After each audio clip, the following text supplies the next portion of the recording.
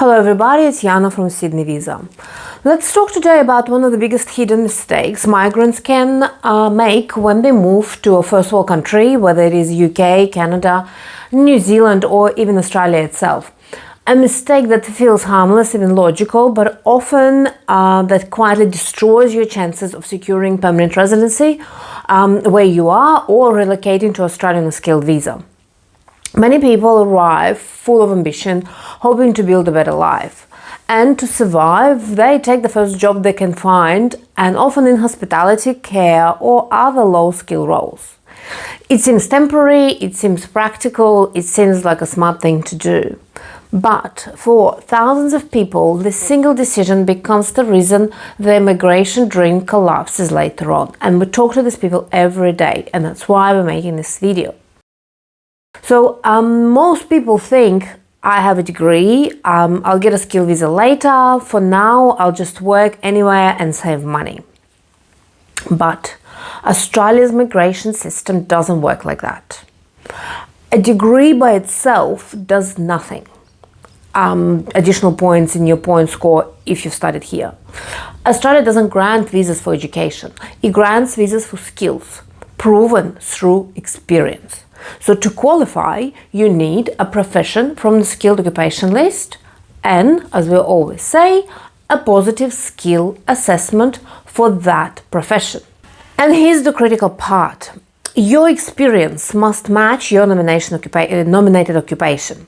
Hospitality, retail, care roles, none of these count towards your IT, business, engineering, accounting, management, or any other skilled professional pathway.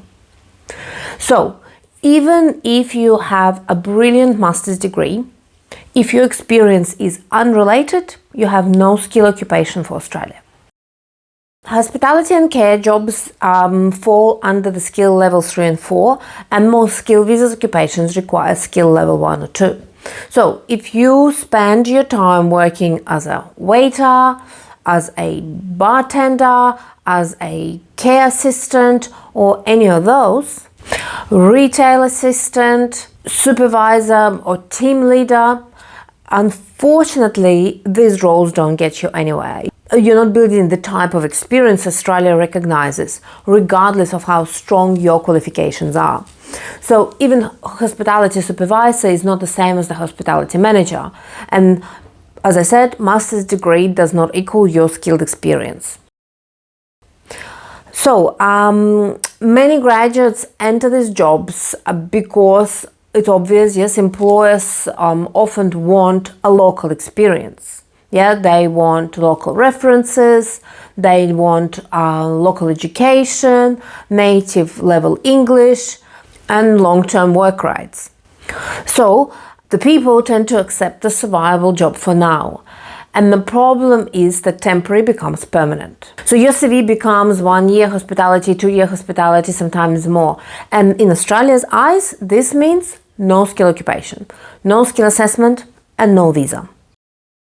Employers in business, IT, engineering, marketing, they all look for your most recent experience. If your last few years show only hospitality and care roles, your CV is filtered out before even the human sees it. And now you're stuck, not because you're not talented, but because your professional track record no longer matches your qualifications. Again, to apply for skill visa 189, 190 or 491, you must choose the profession from the skill occupation list, pass a skill assessment by showing relevant and skilled work experience. You need to achieve a competitive point score, and if all your work is in hospitality or care, steps 2 and 3 become impossible. And this is when many people finally realize that my job had closed my migration pathway.